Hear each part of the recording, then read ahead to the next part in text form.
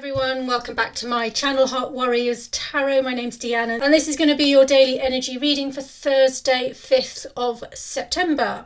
It could be quite an interesting reading because it was a little bit of a kerfuffle getting myself ready to sit down. I sat down, was just about to turn on the camera and start the reading, and there was this almighty weird sensation to my right ear and a kind of really strange low kind of thrumming noise, kind of like a fluttering or a buzzing, and I couldn't tell what it was. Anyway, I eventually darted from my chair because I realised something was flying around my ear, and it turned out to be a moth, not a small moth. I have since caught the moth and put the moth back outside into the night, but you will probably know that the moth is a wonderful symbol of those who work with night magic. So the high priestess symbol, the shaman symbol, the night witch. So if any of you work in those areas, if you feel connected with the moth at all, this could be a reading that might really help you in some way or another. My readings, generally speaking, tend to be quite practical and grounded. I like to work with state of mind and emotions when it comes to reading the cards, but that doesn't mean we can't get into slightly more magical and esoteric areas. Okay, I'm still calming down. Oh, right, nice little adventure for the night. Okay, tune in with me. I'll try and still my mind and then we'll get on with the reading.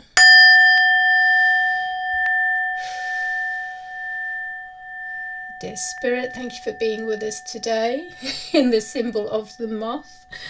And thank you for being with us to help me do this reading for the highest good of all. Can I please ask for clear, concise messages to come through for all who need to hear them today? Thank you. Okay, let's start with the Sacred Destiny Oracle. And we're going to just turn over one card for the theme for today. Let's take this one. It's the one calling to me.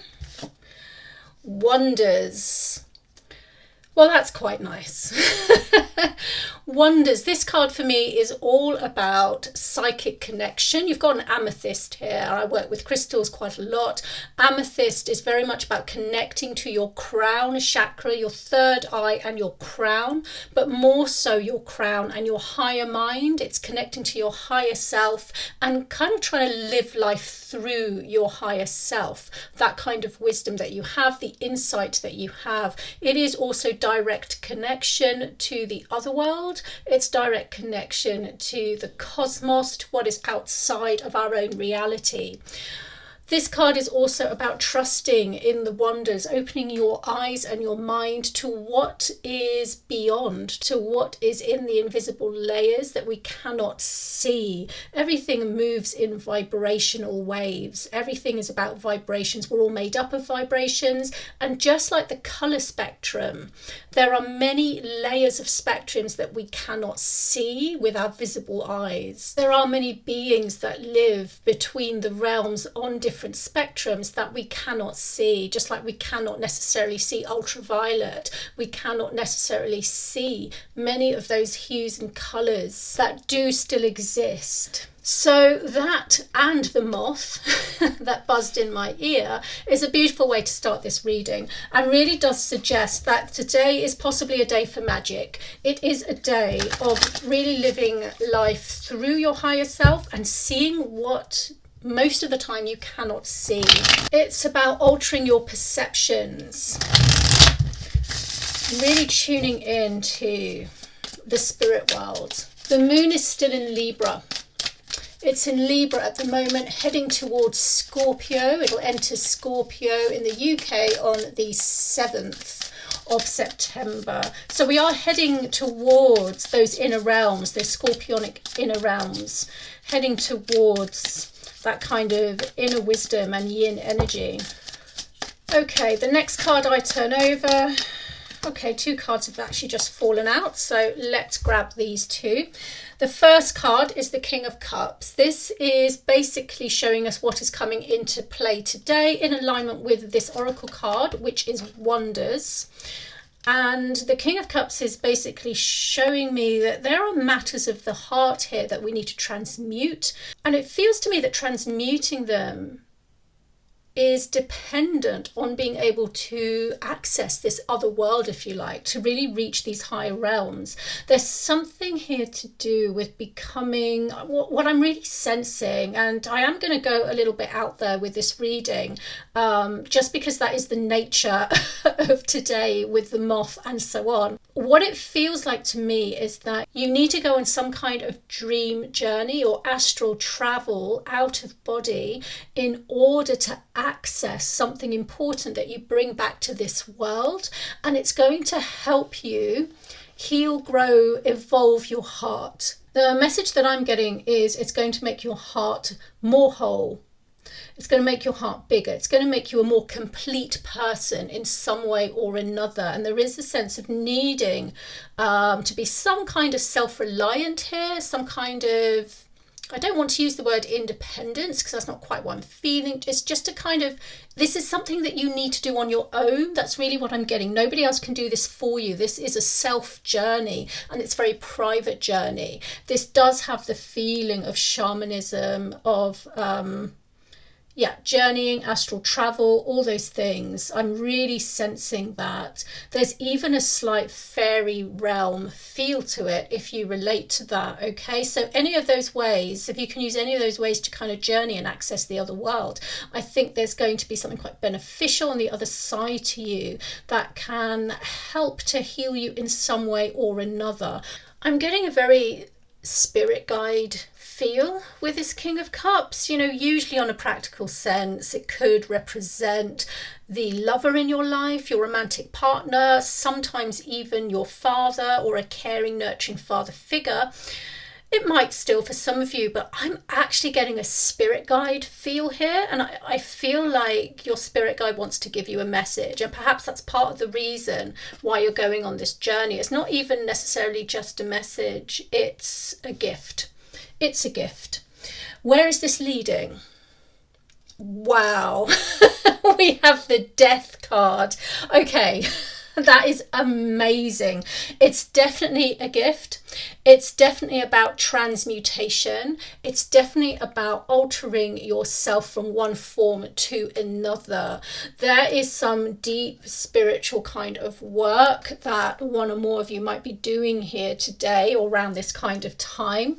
And yes, it involves all those things I've just said about connecting to the other world, dream journeying, astral travel, perhaps connecting yourself to the fairy realm as well. And it is all about changing yourself in deep and fundamental ways so that you can return to earth, metaphorically, energetically, return from your otherworld travels with this gift or something new that you are going to be bringing back and somehow materializing, somehow transmuting and using it for yourself so that you can transform into a better version of yourself, a kind of new version of yourself, a more evolved version, a level up if you like. If you're a gaming person, you're leveling up, and it's all to do with this transmutation here that the Death card is representing, the death journey if you like.